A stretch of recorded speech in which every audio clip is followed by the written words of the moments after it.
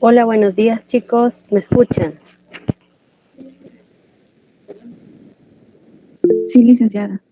Esperemos un ratito más, puede ser que haya tenido alguna situación que lo atrasó al licleo, entonces esperemos un ratito.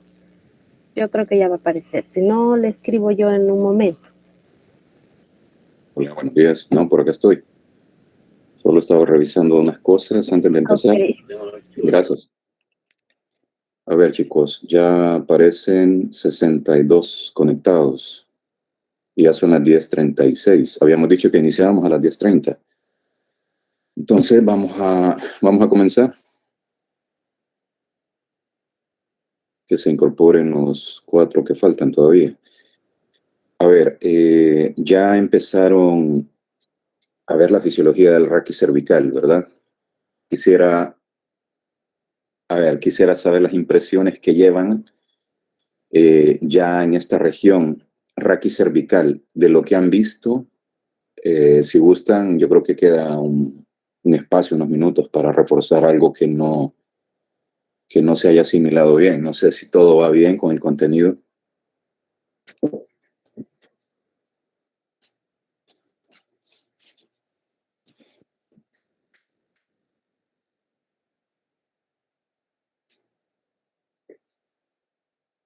Bien, supongo que si guardan silencio es porque todo va bien. Y eso es bueno. ¿Ok? Así pues ya la prueba teórica no les va a complicar. Y menos entender el por qué se van a realizar las prácticas en los talleres que van a recibir, por qué traccionar, por qué desplazar, por qué los movimientos en protracción, retracción, inclinaciones, entenderán, como ya se los había dicho antes, cómo es que a nivel del raquis cervical, en la unión del agujero magno, el agujero occipital, se dan movimientos de la cabeza sobre el cuello, sobre el raquis cervical, y se dan movimientos de todo el raquis cervical a la vez. Bien, se puede realizar a través de la acción de los músculos que vamos a repasar. Acciones como flexión, extensión, inclinaciones y rotación de la cabeza sobre el raquis cervical. Y lo mismo, ¿sí? Flexión, extensión, rotaciones e inclinaciones o lateroflexiones de todo el raquis cervical. Es decir, que podemos mover la cabeza sobre el cuello, ¿sí? Y podemos mover todo el cuello. Ahora, lo importante de entender esta parte de repasar los músculos, chicos, es que ustedes comprendan, yo no sé si, bueno, ya habrán tenido un descanso, pero alguien que me quiera ayudar a decirme qué es lo que comprende por el término sinergia. Sinergia, ya han escuchado el término. El ciclo pasado que estuvieron recibiendo el curso de FNP con la licenciada Argueta, tienen que haber escuchado el término, sinergia.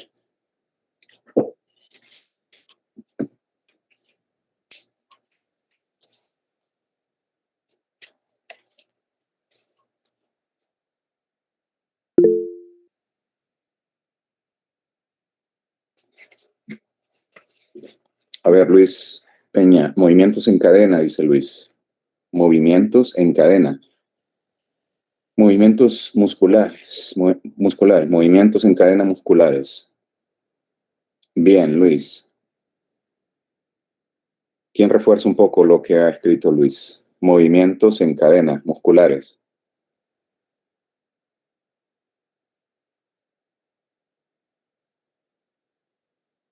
¿Están ahí, chicos, o no?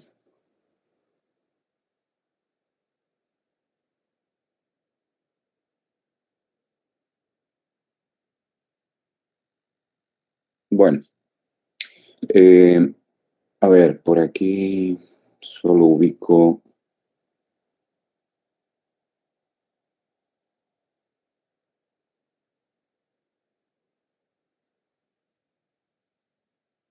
Me dan un minuto, solo quiero ubicar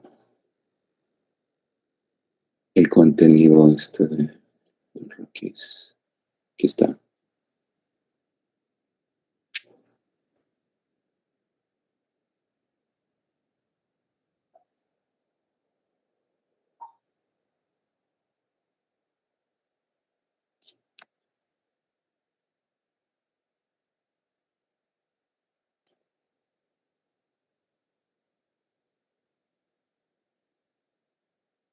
Bien, voy a compartir la pantalla, chicos.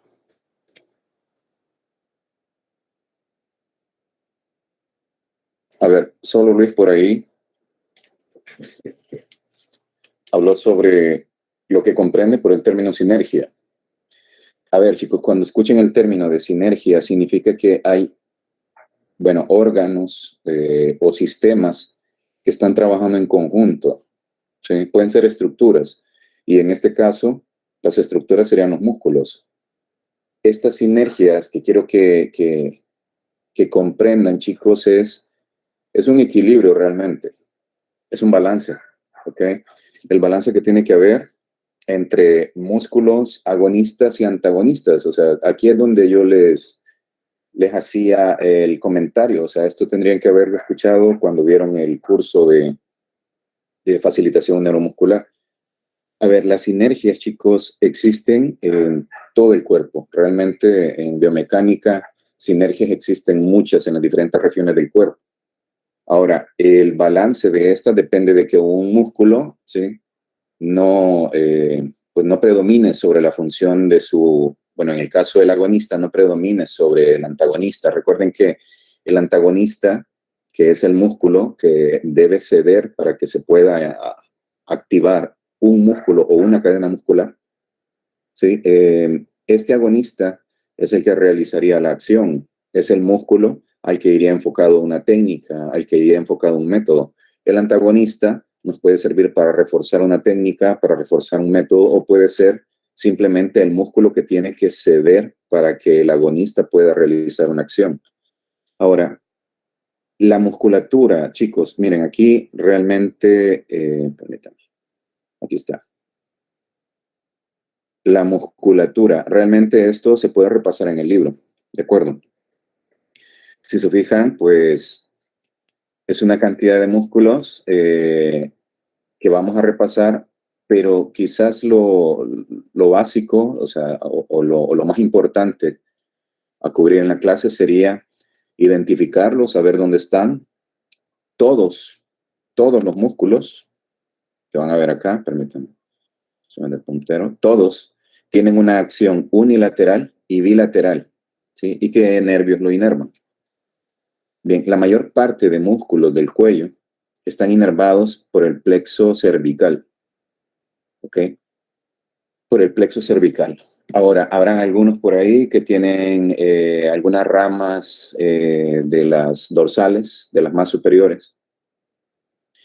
Ahora, cómo evaluar la región, síndromes e intervención, estos tres objetivos, los últimos tres, pues esto va para el resto de la región, ¿no? Esto sería como complementar ya con los talleres, con las prácticas, qué es lo que se va a observar, qué es lo que se va a inspeccionar, a examinar, ¿sí? A evaluar la información y los resultados y luego qué es lo que se va a proponer para intervenir cuando se descubra por ahí que hay algún síndrome, alguna alteración o alguna disfunción.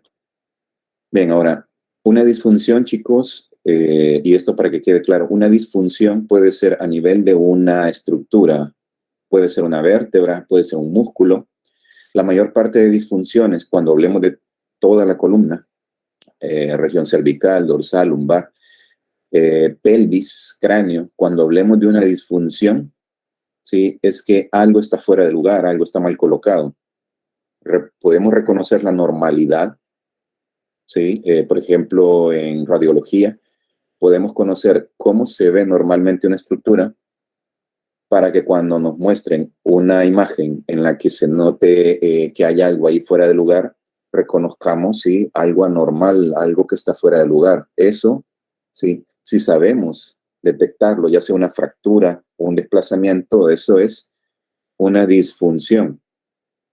Los desplazamientos, chicos, a ver, los desplazamientos a nivel vertebral se pueden dar en varias direcciones. Recuerden que entre los cuerpos vertebrales, las articulaciones intervertebrales son de tipo retrógrada. Estos se pueden desplazar en todas direcciones.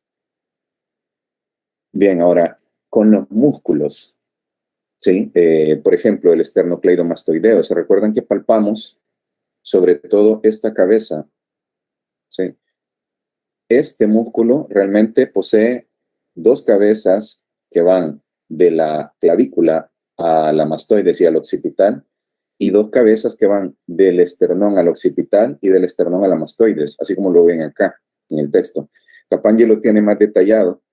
Nosotros palpamos las dos cabezas fusionadas, ¿sí? Esto que ven acá, que va del esternón a la mastoides y del esternón al occipital.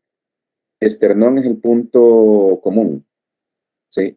Aquí, pero a nivel del cráneo, una parte de la cabeza, de las cabezas esternales va al occipital y otra va a la apófisis mastoides.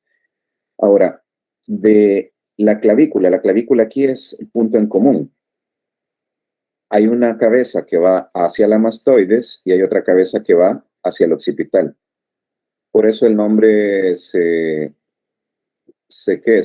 representa con estas siglas, esternocleido-occipito-mastoideo, tratando de abarcar todas las estructuras de donde a dónde va. Es un músculo complejo, ¿sí? Y recuerden que su acción es contralateral.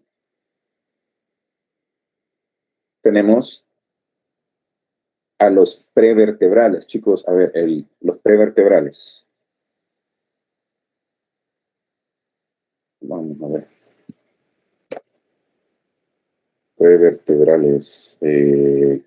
Por aquí está, aquí veo a Lourdes. Low.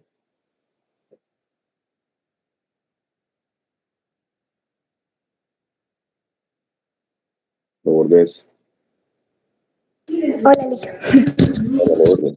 A ver, ¿por qué reciben este nombre de prevertebrales?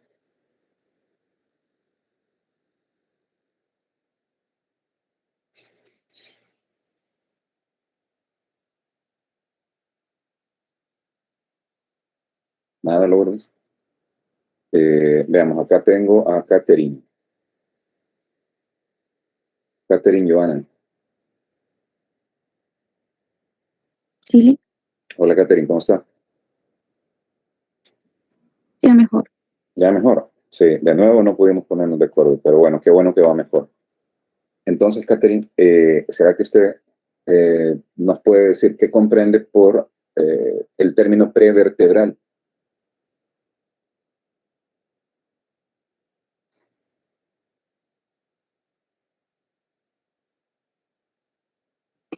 Es el espacio cervical.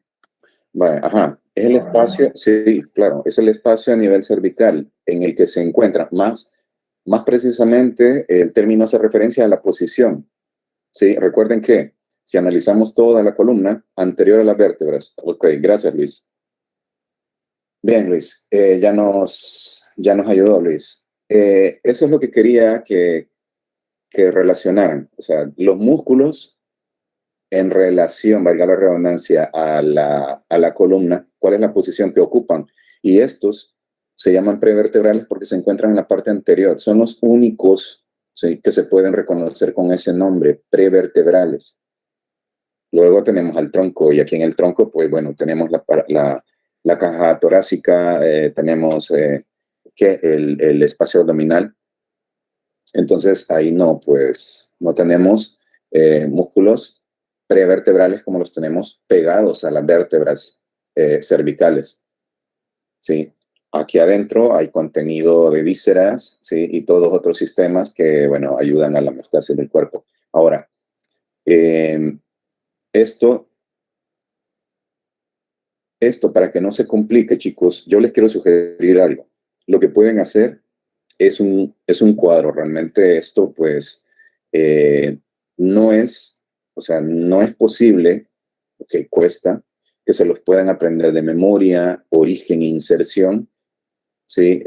Tal vez la inervación sí sería importante que la manejen, pero piensen en esto, son varios músculos y vamos a ir de los músculos más profundos a los más superficiales. Ahora, el que vimos al inicio, que es el esternocleido, occipito-mastoideo, el ECOM, ese es el más superficial, ¿sí? En la parte anterolateral del cuello prácticamente. El largo del cuello, está pegado a las vértebras cervicales. Es el más profundo, ¿sí?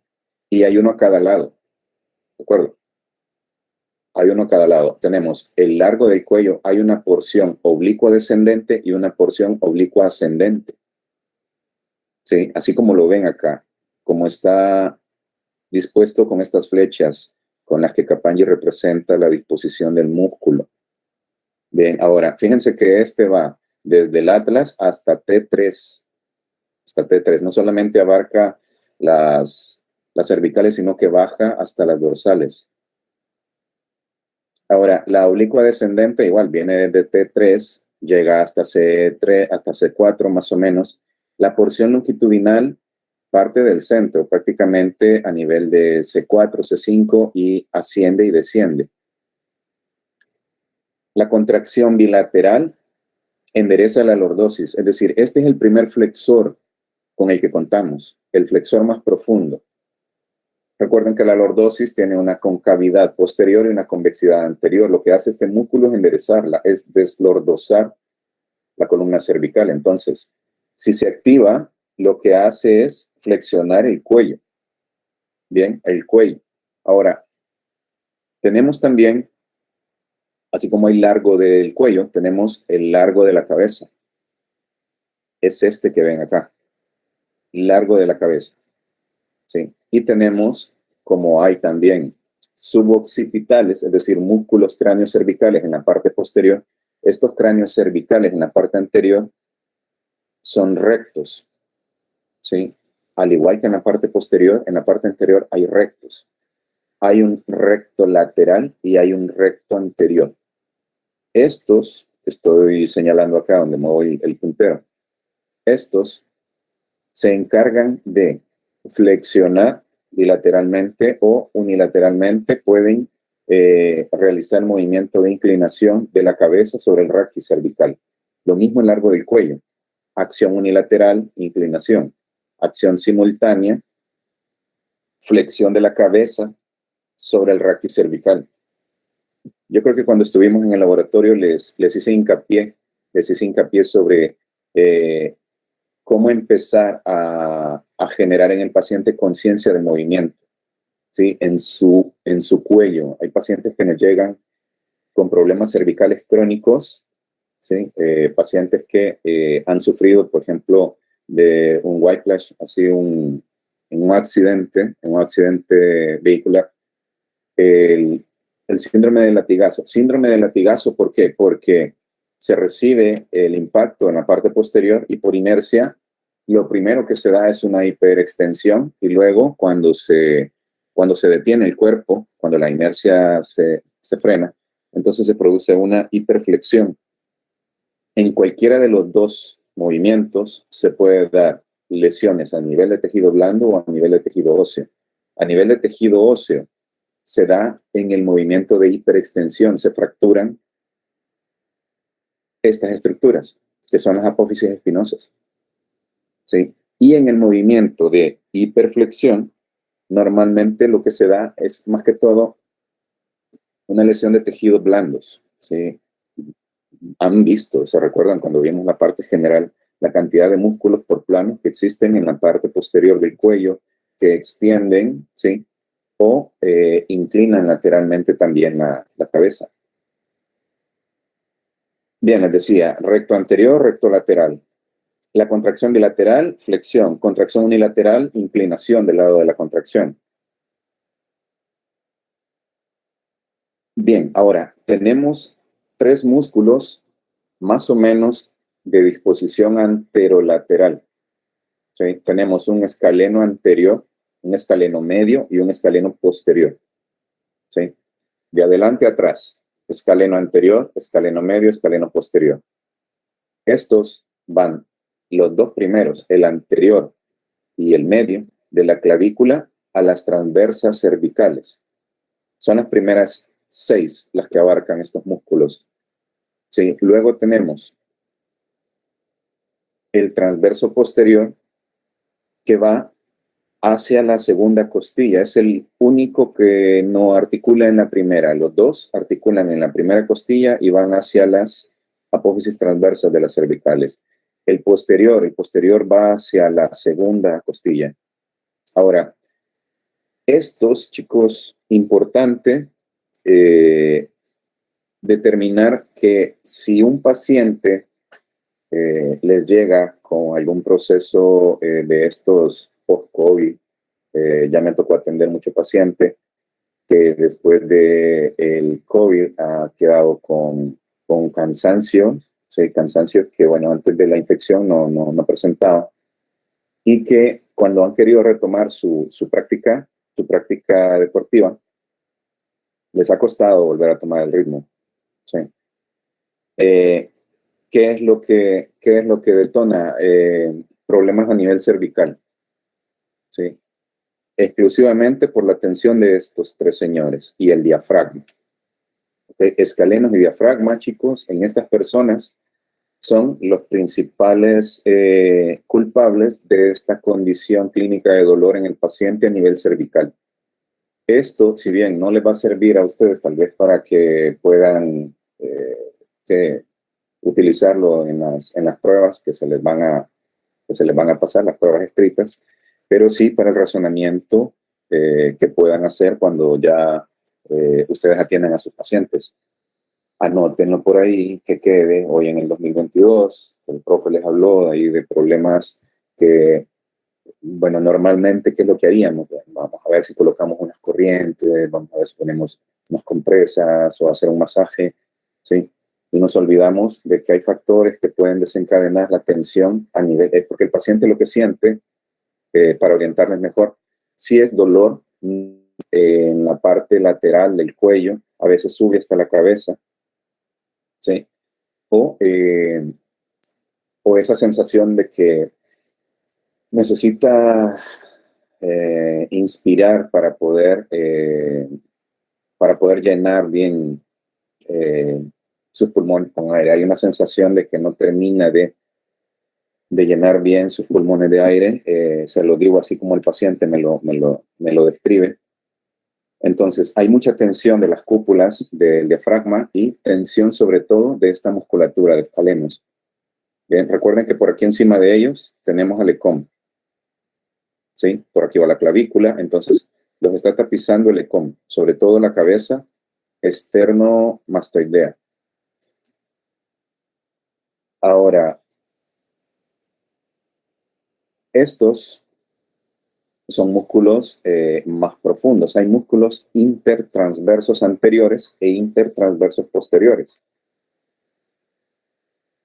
Estos músculos que ven aquí, intertransversos, que aparecen como ITA, están dispuestos en dos planos, ¿sí? Estos van de una transversa a otra, y así en todas las vértebras cervicales, dorsales, lumbares, en toda la columna hay intertransversos. Estos, a nivel cervical, tienen dos capas, tienen una anterior y una posterior, ¿sí? Y lo pueden ver acá. Y aquí se visualiza los rectos, que serían los cráneos cervicales anteriores, recto lateral y recto anterior. Luego tenemos acá el largo del cuello, que es el más profundo, LCL. Tenemos con EA, escaleno anterior, con EM, escaleno medio, con EP, escaleno posterior. Y tenemos el largo del cuello, la porción oblicua ascendente, que son estas. Y por acá tenemos el largo del cuello, la porción oblicua descendente.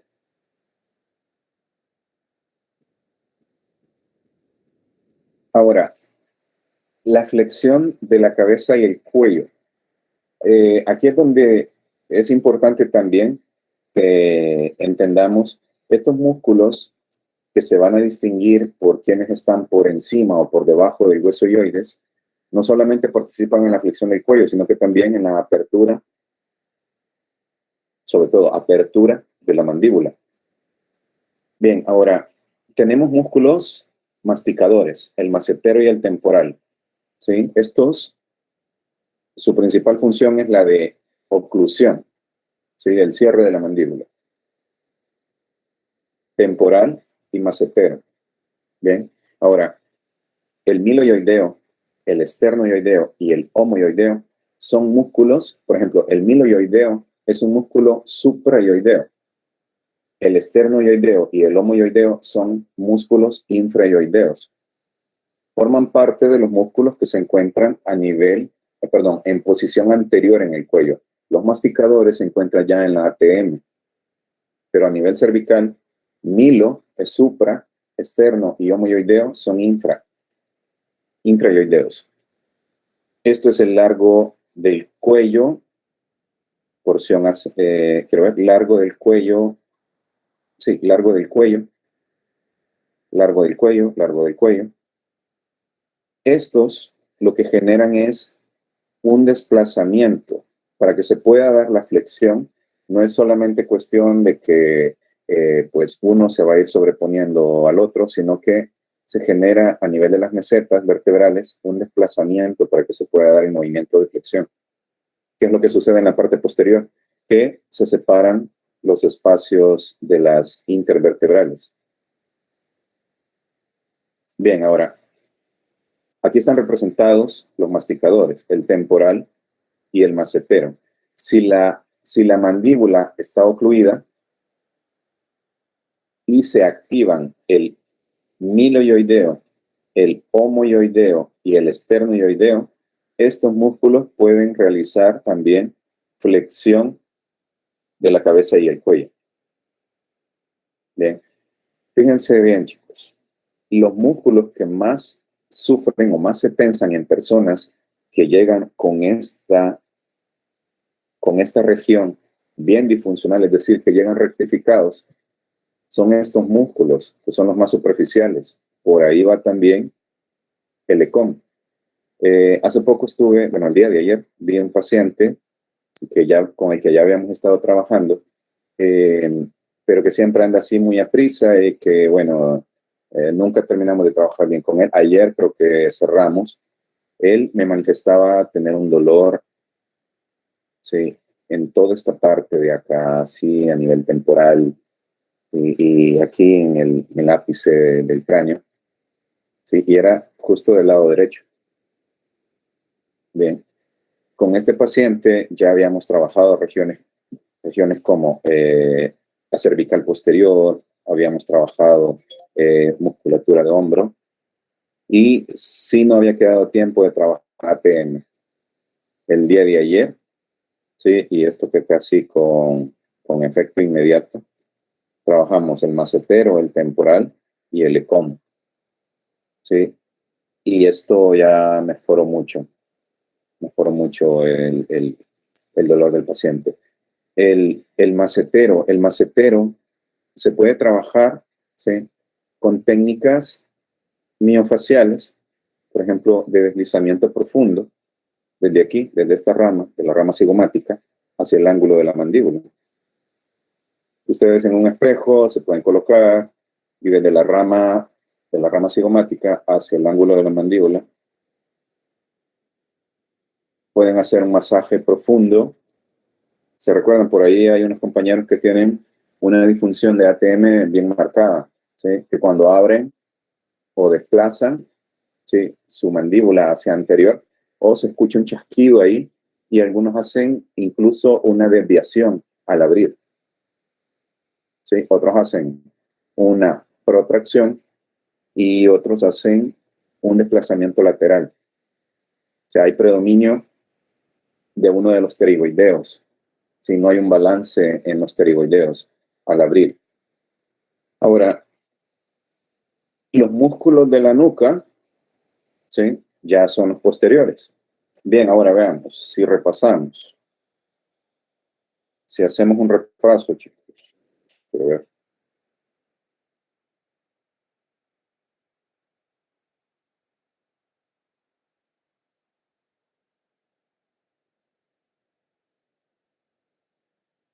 Bien.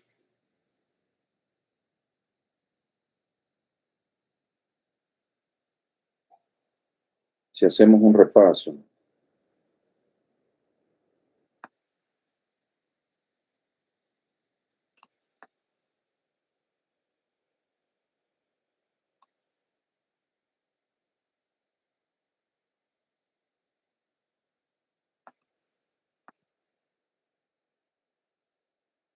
Por aquí. Aquí tenemos todo del lado derecho, ¿ok? Bien, espero que lo vayan resolviendo ahí antes de que yo se lo diga. Este músculo, que es un músculo cutáneo, es el primero que vamos a encontrar a nivel cervical en la parte anterior. Es el músculo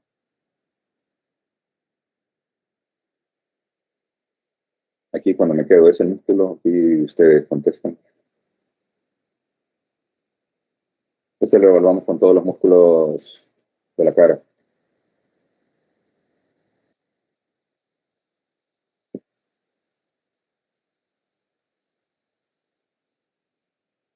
Vamos, chicos. Allí veo 60 y... No será el miloioideo, no estoy seguro. A ver, Johnny, gracias. Es muy extenso, es el más superficial, por eso les digo que es un músculo cutáneo. El miloioideo tendría que ver usted ahí que va, por ejemplo, del ángulo, perdón, de la vertiente de la sínfisis mentoniana hacia el hueso ioides. ¿Ok? Tener esas referencias para que usted diga, ah, bueno, ese es un supra o infraioideo. Entonces, como es el más superficial, es un músculo cutáneo, este es el platisma. El platisma, ¿sí? Este que activamos y que desplaza la piel del cuello, es el platisma.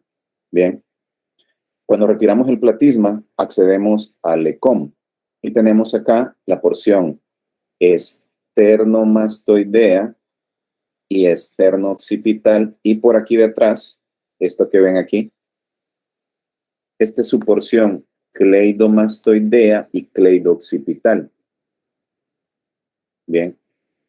A este lo inerva uno de los pares craneales, el accesorio, al ECOM.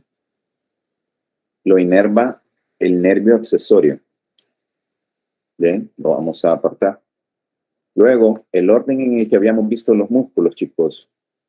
Quizás aquí vamos a ir nosotros quitando capa por capa, porque en la presentación nos íbamos de una vez a los más profundos.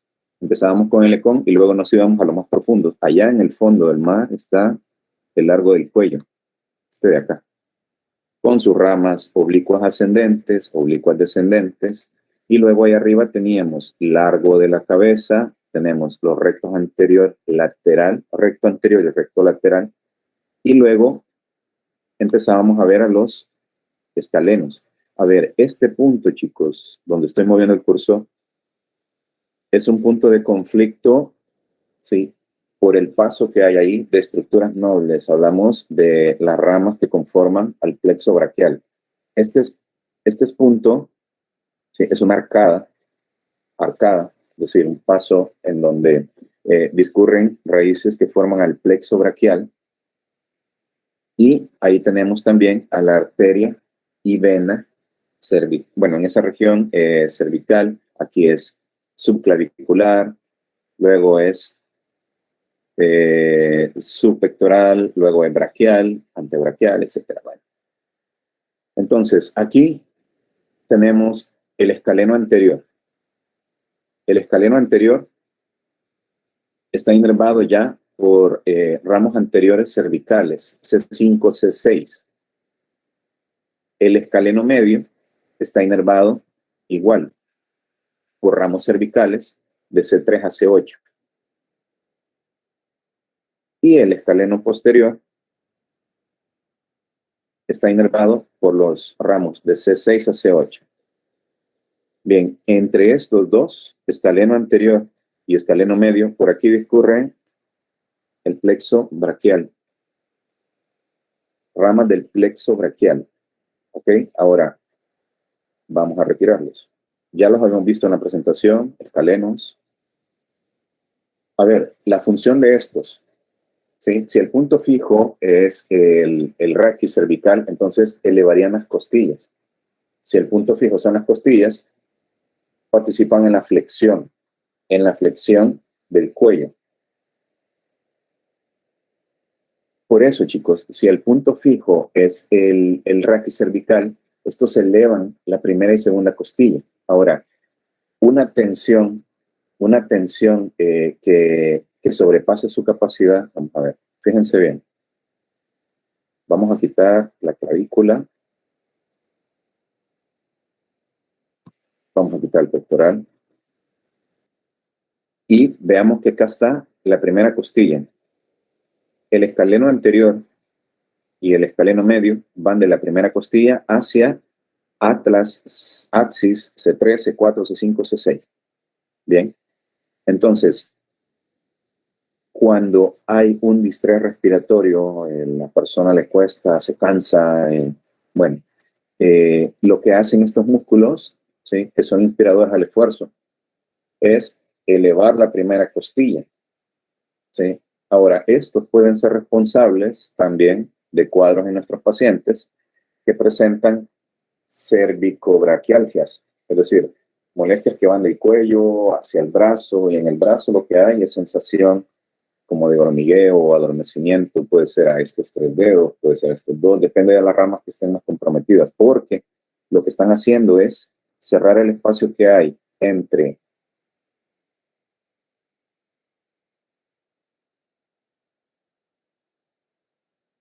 la clavícula y la primera costilla, porque luego de pasar acá, el plexo braquial, este es el otro punto en donde puede sufrir compresión. Por eso les decía en el laboratorio, nadie en su sano juicio va a operar jamás una clavícula fracturada. O sea, lo que se hace es tratar de ver que, bueno, no vaya a quedar sobrepuesta, ¿sí? De tratar de ver cómo alinear y poner el vendaje. ¿De acuerdo? Nadie va a colocar un material acá o se va a atrever a tocar esta zona por el compromiso que implica el paso del plexo braquial y de la arteria y la vena, en este caso sería subclavicular por su posición.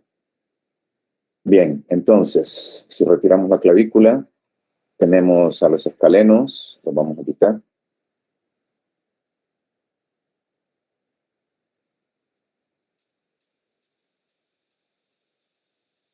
Y podemos acceder allí, podemos acceder en el fondo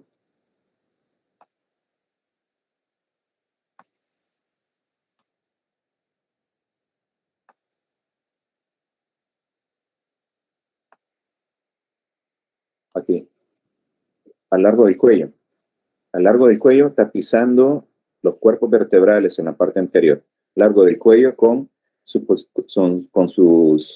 fibras oblicuas ascendentes y oblicuas descendentes.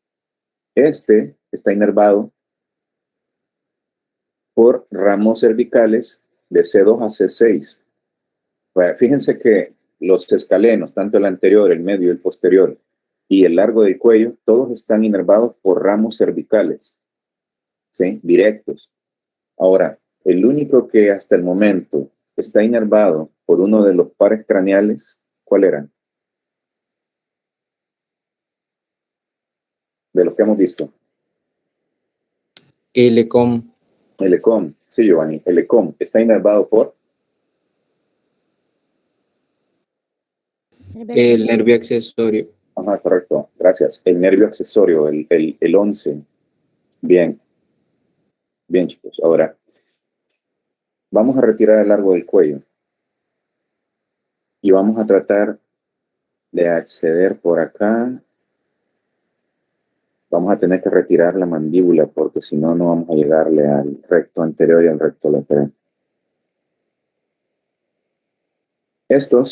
El digástrico, estos son músculos suprayoideos, digástrico, estiloioideo, que va de esta estiloides al huesoioides. Tenemos al miloioideo acá. Y el digástrico, que recuerdan, hay un vientre anterior y un vientre posterior. Digástrico porque tenía dos vientres musculares. Digástrico es este de acá. Miloioideo, estiloioideo. Estos 3 son suprayoideos. Al que quiero llegar es a este. Aquí están, los rectos. Vamos a ver. Vamos a quitar que son de la faringe. Este es músculo liso, constrictor de la faringe. Palatogloso.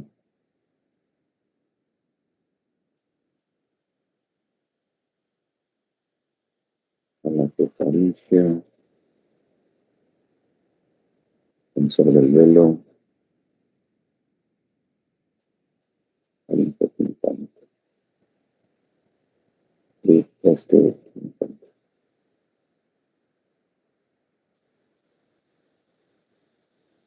este es el largo de la cabeza. Vamos a quitar esto.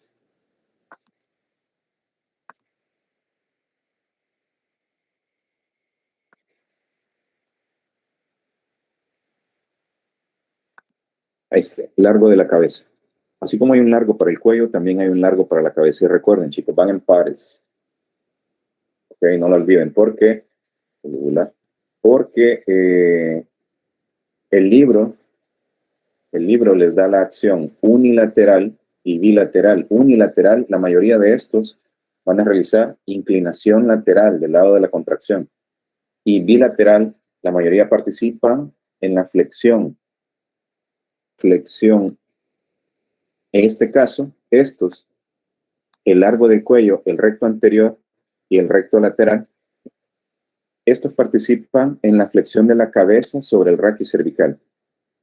Flexión de la cabeza sobre el raquis cervical. Bien. Ahora, vamos a ver el largo de la cabeza.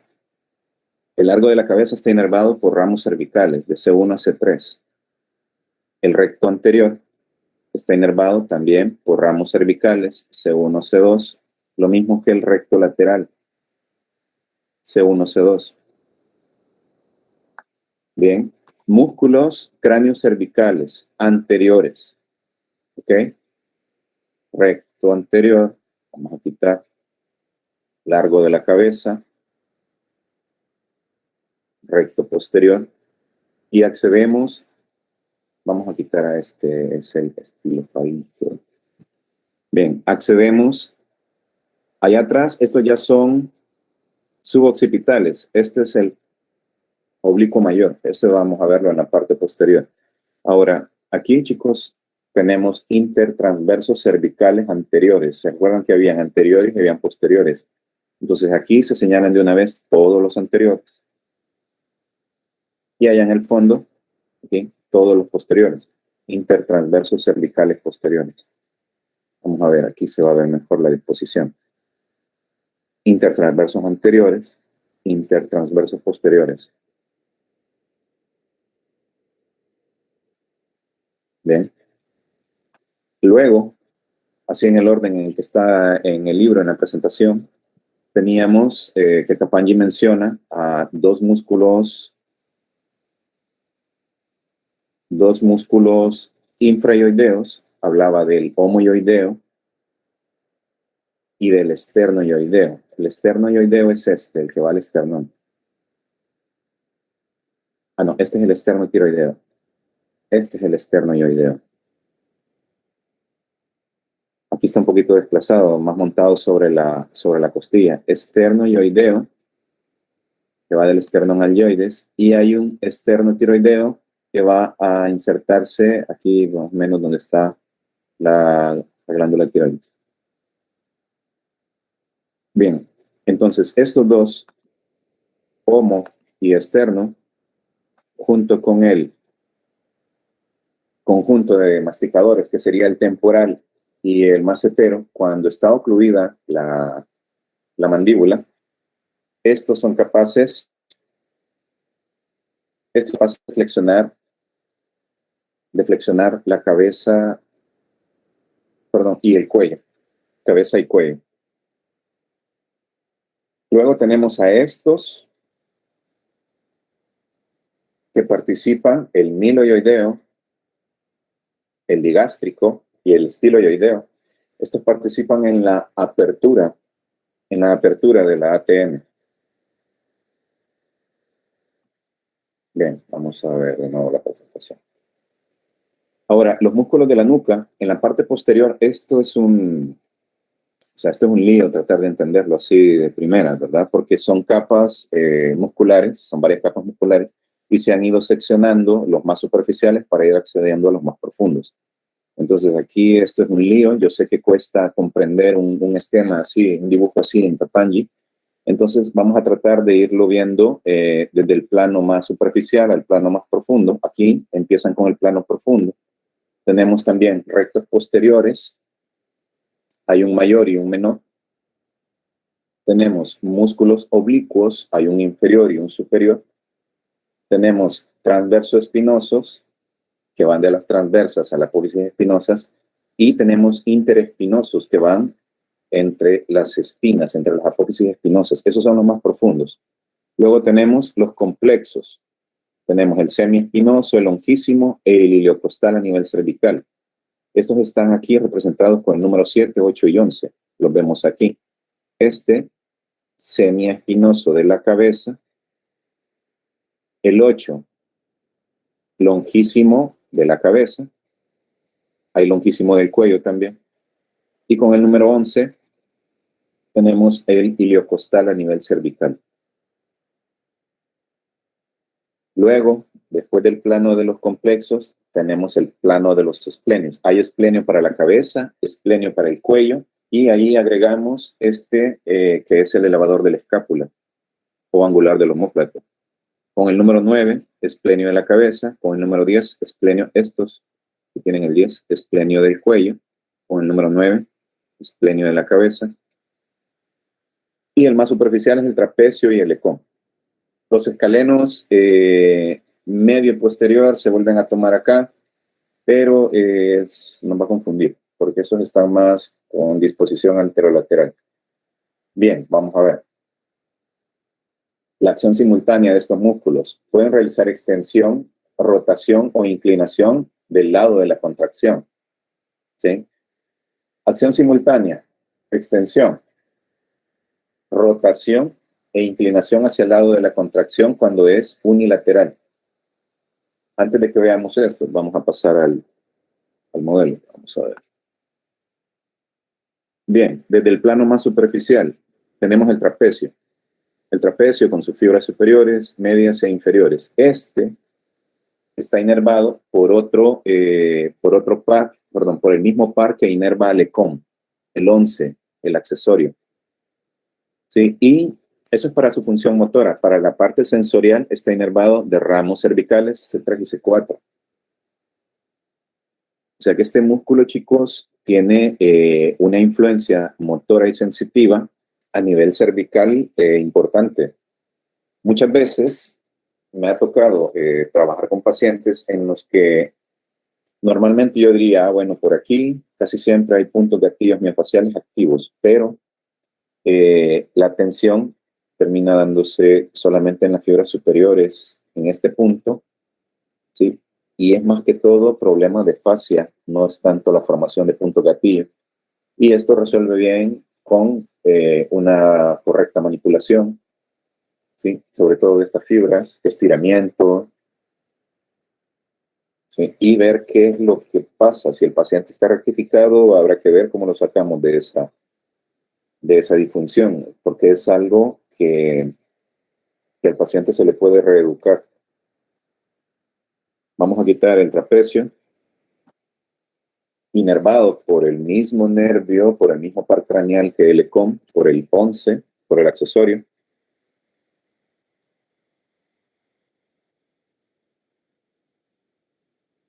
Y luego tenemos en el plano de los esplenios, que incluyen a este, que es el angular del omóplato o elevador de la escápula. Hay un esplenio para la cabeza y hay un esplenio para el cuello. El elevador de la escápula está inervado por el nervio escapular y nervios cervicales 3 y 4. Este ya tiene un nervio formado que lo inerva. No tiene ramos directos, ya hay un nervio formado que lo inerva. ¿Sí? Escapular dorsal. Este va del ángulo de la del ángulo del omóplato hacia las transversas del atlas, del axis C3 y C4. Lo vamos a retirar.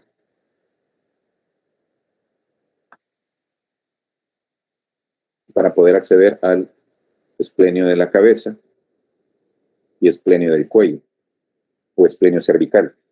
El esplenio de la cabeza son ramos dorsales de los nervios cervicales por el que está inervado. Lo mismo el esplenio del cuello, ramos dorsales de los nervios cervicales inferiores, no especifica cuáles. Entonces, este es plano de los esplenios, ¿ok? Esplenio de la cabeza, esplenio del cuello. Y con esto voy a responder aquí.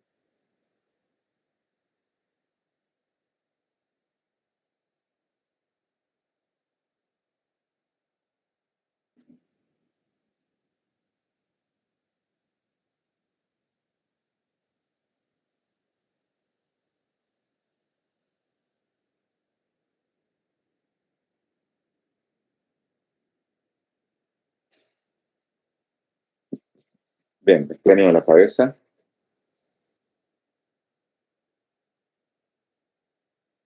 Este ya es plano de los complexos. Sigamos con el de los esplenios. ¿Sí? Esplenio de la cabeza, lo vamos a ocultar. Esplenio cervical o esplenio del cuello. Y luego el siguiente plano, ¿se recuerdan? Íbamos de lo más profundo a lo más superficial. Teníamos a los músculos intertransversos. Teníamos luego el plano de los complexos. Luego teníamos el plano de los esplenios. Luego teníamos el trapecio. Y ahí están los músculos de la nuca o los músculos paravertebrales en la parte posterior, ¿sí? Así definidos por capas. Ahora, el plano de los complexos. Tenemos el semiespinoso de la cabeza. Ese está inervado por, ya son ramos dorsales de nervios espinales. Y tenemos este que es, semiespinoso de la cabeza. Lo voy a quitar para acceder al semiespinoso del cuello, que es más profundo. Ese también son ramos dorsales de nervios espinales a nivel cervical. Quienes lo inervan, no se especifican cuáles. Bien, ya quitamos de los complexos el semiespinoso de la cabeza y el semiespinoso del cuello. Nos queda el espinal cervical. Estos van de espina a espina. ¿Sí? De apófisis espinosas a apófisis espinosas. Y se encuentra solamente a nivel cervical. Luego tenemos estos que son los multífidos o intertransversos. Que van multífidos van de los cuerpos vertebrales a las apófisis espinosas.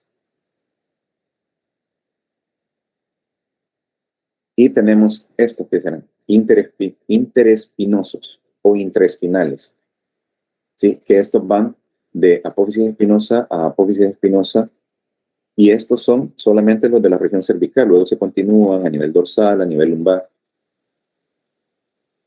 Y ahí tenemos ya los planos que estaban en la presentación.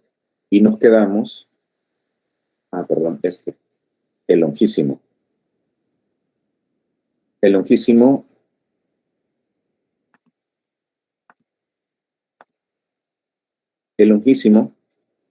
hay un longísimo para el cuello y hay un longísimo para la cabeza.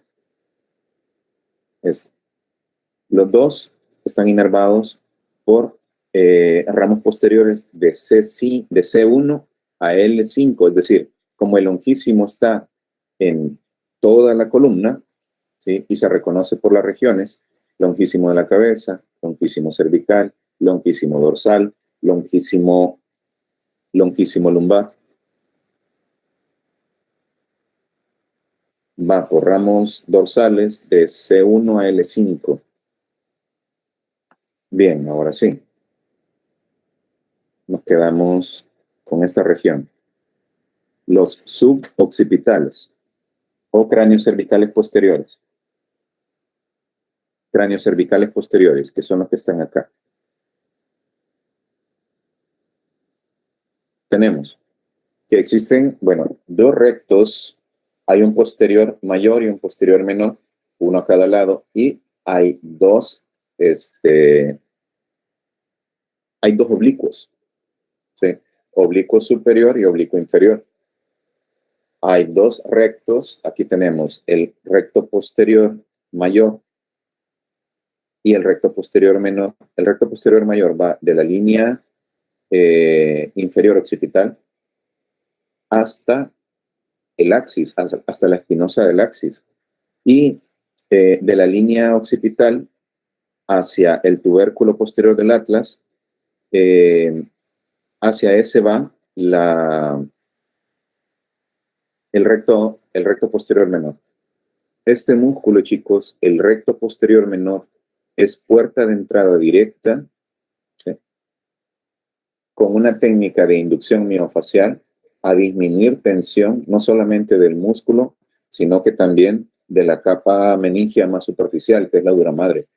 A través de este músculo, colocando nuestros dedos en la parte posterior del cráneo, podemos acceder, y generando esa presión sostenida, a inducir un cambio a nivel de la tensión que puede haber también de las meninges. Es decir, una tensión así, chicos, desde una persona que tiene un proceso crónico a nivel cervical, dorsal o lumbar, o a nivel de sacro, coxis, ¿sí?, toda la línea de la columna, puede llegar a sufrir tensión, que se puede llegar a inducir un cambio colocando presión en este punto.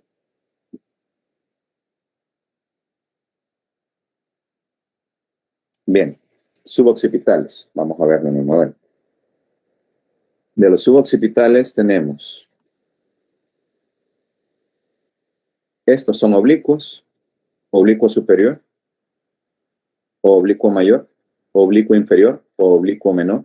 Y este es el recto posterior mayor y el recto posterior menor. Si se fijan, el menor va de la línea oblicua occipital hacia el tubérculo posterior del atlas.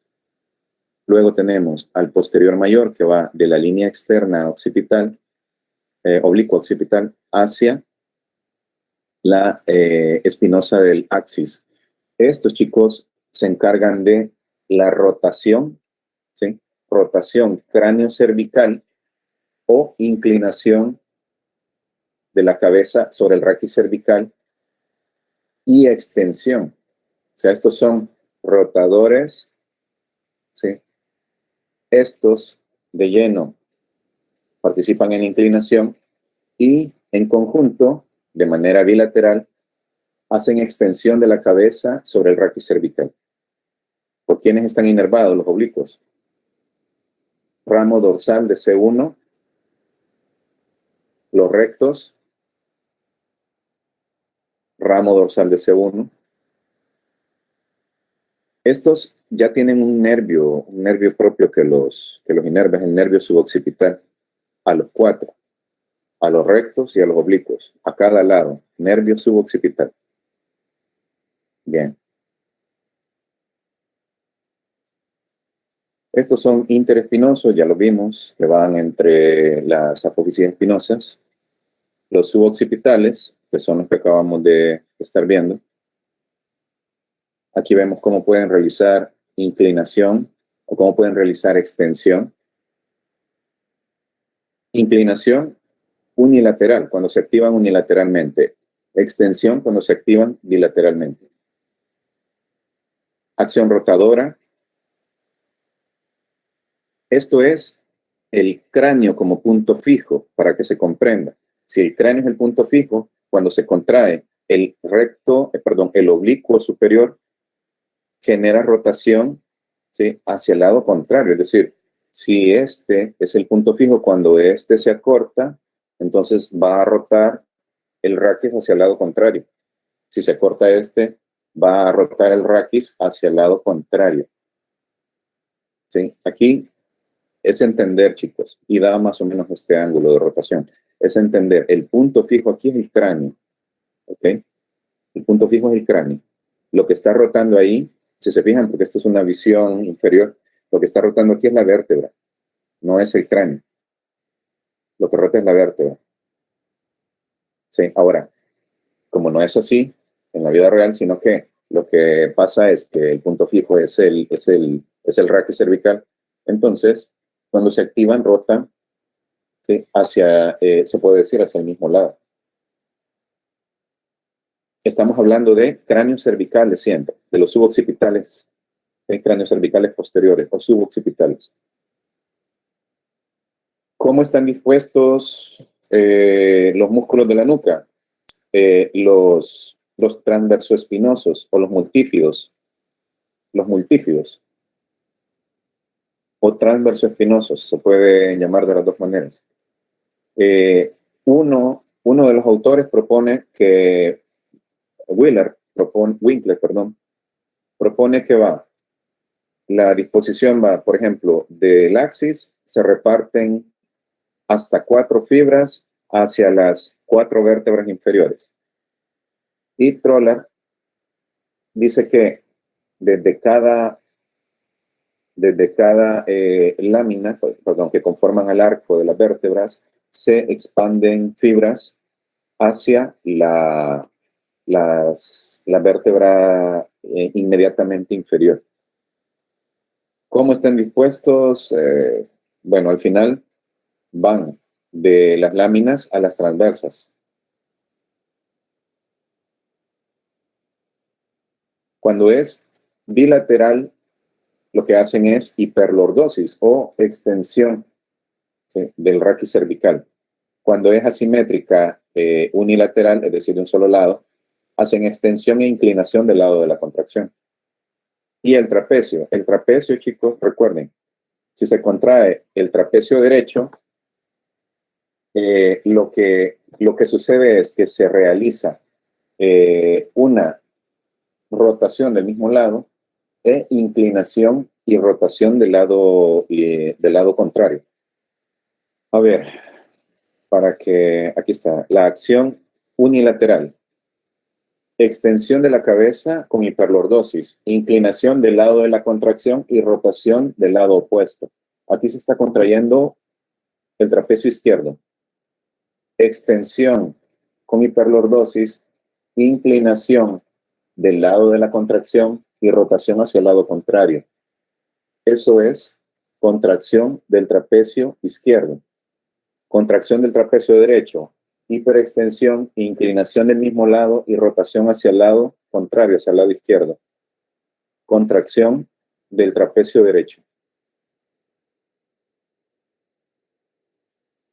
Los semiespinosos, que es el segundo plano, que forman los complexos, semiespinoso de la cabeza, semiespinoso del cuello, y los espinales cervicales, estos hacen una extensión de la cabeza, ¿sí?, bilateral, y si es unilateral, extensión con inclinación. Lo mismo el longísimo, y bueno, chicos, aquí quizás el tercer plano es el de los esplenios, esplenio de la cabeza, esplenio del cuello, y ahí se mete, les decía, el elevador de la escápula, porque si la escápula es el punto fijo, va a realizar, si es simétrica, la contracción va a realizar hiperextensión del raquis cervical, pero si el punto fijo es el cuello, entonces va a elevar la escápula, ¿sí? La va a llevar en dirección, o sea, llevar el muñón como en dirección hacia la nariz.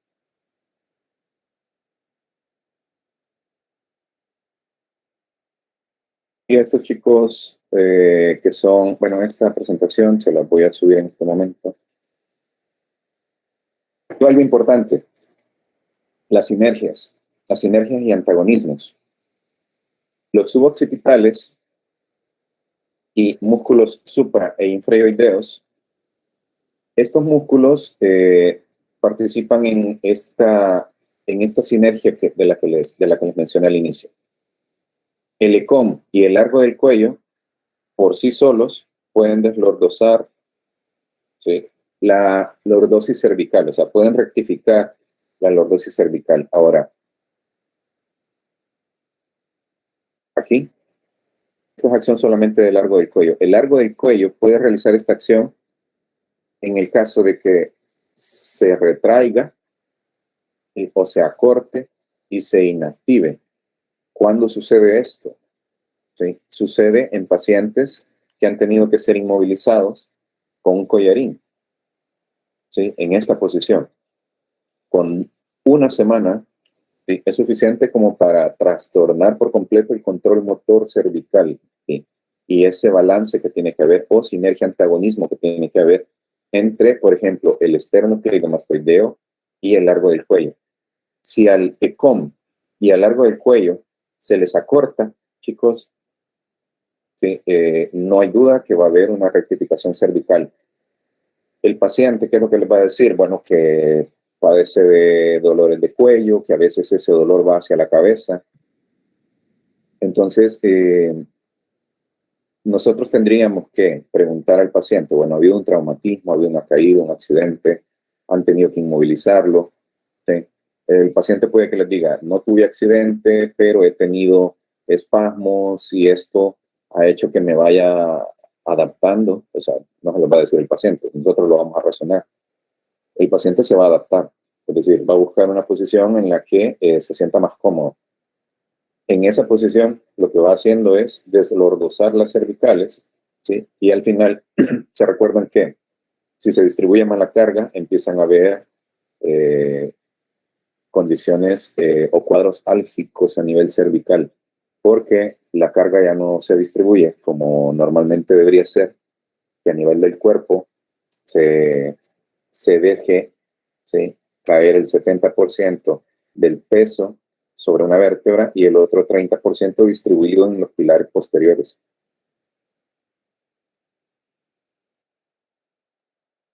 Las amplitudes globales. Aquí, pues, la mayoría, chicos, son que de 45 grados. Estas son amplitudes globales. Ya hablamos de cabeza, cuello. Y esto, chico, importante, con lo que terminaríamos, es cómo se protege el eje nervioso ahí a nivel cervical. Esto que ven aquí es bulbo raquídeo, luego sigue médula oblongada y luego sigue médula. Estos son los cóndilos occipitales, ¿sí? Por acá sale el bulbo, sale la médula oblongada y luego se continúa con la médula. Ahora, en estos tres pilares, ¿sí?, en los cóndilos y en los cuerpos, se apoya, ¿sí?, todo el peso cervical y da paso a la médula espinal a través del foramen vertebral. Ahora, importante reconocer, cuando existe una disfunción acá, una fractura, un desplazamiento, ¿qué es lo que puede llegar a pasar? Por ejemplo, a nivel del atlas y el axis. Lo común aquí, en un whiplash, es decir, en un latigazo, es que se fracture la odontoide del axis, ¿sí?, se rompa ese ligamento y el ligamento que mantiene en la parte posterior del arco del atlas a la odontoides y se desplaza. ¿Sí? Ese desplazamiento lo que va a generar es que se comprima allá arriba, es decir, a nivel C1, C2, médula. Y ese punto es crítico porque mientras más arriba, se comprometen más funciones. Este que ven aquí es otro ejemplo de luxación de C5 sobre C6. ¿Sí? Es más abajo, se comprometen menos funciones, o sea, bueno, siempre es una lesión muy alta, también es crítico, porque C5, C6, que lo más que va a poder hacer el paciente es flexionar los codos, ¿sí?, si se da un daño a ese nivel, un daño permanente. Y tenemos a nivel cervical, chicos, en este esquema, lo que se muestra es que las hernias no van a invadir espacios solamente lateral, también puede ser que lleguen a invadir central. O sea, las hernias a nivel cervical no se comportan como a nivel lumbar. ¿Sí? Ahí pueden haber en varias direcciones y lleva a otro abordaje. Y esto que ven aquí, estos son raíces nerviosas. Aquí hay grasa, ¿sí? Aquí están también, ahí hay grasa, hay fascias, hay troncos de las arterias, ¿sí? Y es poco el espacio que ocupa la raíz nerviosa, pero con todo lo demás que la rodea y encima esta formación de osteofitos, ¿sí? Por una artrosis, entonces complica más, y esto es lo que genera compresión radicular a nivel cervical. Esto es, bueno, en el mayor de los casos es clínico, sí se tiene que limpiar ahí para que ya no haya conflicto de compresión, que ya no haya estenosis. Y esto que ven aquí es la arteria vertebral, ¿sí? Que va a entrar por debajo del agujero occipital, se va a combinar con la arteria carótida y van a conformar el polígono de Willis allá adentro, que es lo que le da la irrigación al encéfalo. Bien, chicos. Esto es con lo que yo les puedo colaborar y orientar para esta clase. No sé si tienen alguna pregunta.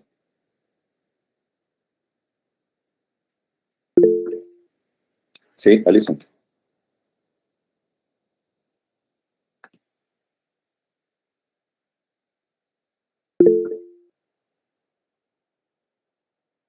Alison levantó la mano, luego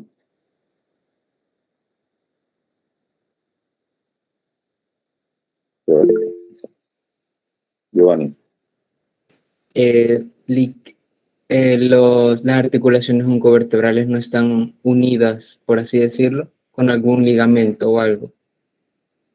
Las unco, sí, hay un ligamento. Hay un ligamento, pero es bien localizado. Es bien localizado y no tiene la importancia que tienen nosotros que hemos visto, el común vertebral anterior, el común vertebral posterior, el amarillo, ¿sí? Las oncovertebrales que están solo a nivel cervical, permítanme.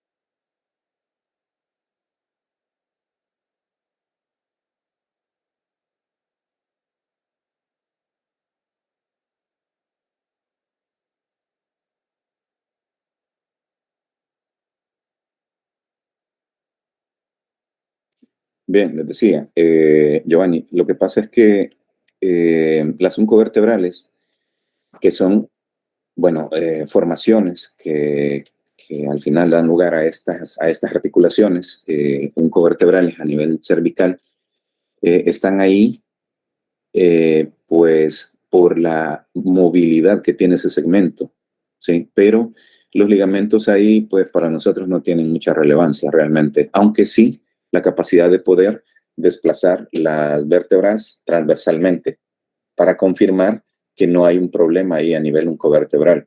Pero esto lo hacemos ya moviendo al paciente con nuestras manos. Por ahí veía Wendy. Sí, tenía una consulta acerca de lo que preguntó la compañera Giselle en el chat. Que era si, bueno, usted mencionaba acerca de la sinergia antagonista, ¿verdad? Sí. ¿Solo estos músculos a nivel cervical trabajan? A nivel cervical, no. Es que quizás son los más representativos en esta sinergia y son los que más están implicados en las rectificaciones cervicales. Por eso la importancia de resaltar a estos dos, largo del cuello y el esternocleidomastoideo. Realmente a todos se les debería de incluir en la, ¿cómo le explico? En la reeducación que haríamos con nuestro paciente para que sea consciente del control motor cervical y que salga de este ciclo, ¿sí? de dolor crónico a nivel cervical. No serían solamente estos músculos, o sea, tratamos de hacerle conciencia al paciente de que no es solamente la musculatura más superficial la que hace todo el trabajo, sino que hay musculatura profunda que activa al cuello y hace que se flexione, por ejemplo. Pero aquí a nivel cervical, estos dos son los más importantes en la sinergia antagonista del movimiento cervical. Okay, y gracias. sí, vamos a examinar, pero esto lo van a hacer con licenciado Marcos y licenciada Dálido. ¿Tienen otra pregunta, chicos?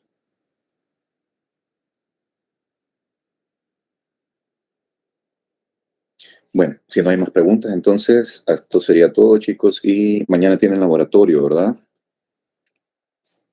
Sí, Sí. PNP parece. Y esto que usted nos acaba de dar, ¿lo incluirán en alguno de los 2 laboratorios que nos van a dar, ya sea el de mañana o el del viernes? Sí, está todo en el libro. Está todo en el libro. Lo que yo hago es poner quizás lo más relevante en la presentación para orientar cómo va, según la guía. Pero pueden ir a leer el libro. Yo se los voy a subir hoy por la tarde, esta presentación, pero todo está en el libro, chicos. Y traté de hacérselos con el modelo porque en Capangui cuesta, a veces unos esquemas no se comprenden muy bien por las capas que va retirando para acceder a músculos.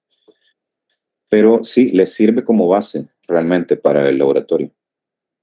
Gracias, Lick. Bueno. Bien, chicos, si no hay más preguntas, entonces quedan listos ya para mañana para su laboratorio. Pasen un feliz día, chicos. Gracias, Lick. Gracias, Lick. Gracias, Lick. Adiós. Gracias, Lick. Pase feliz día. Gracias, Lynn.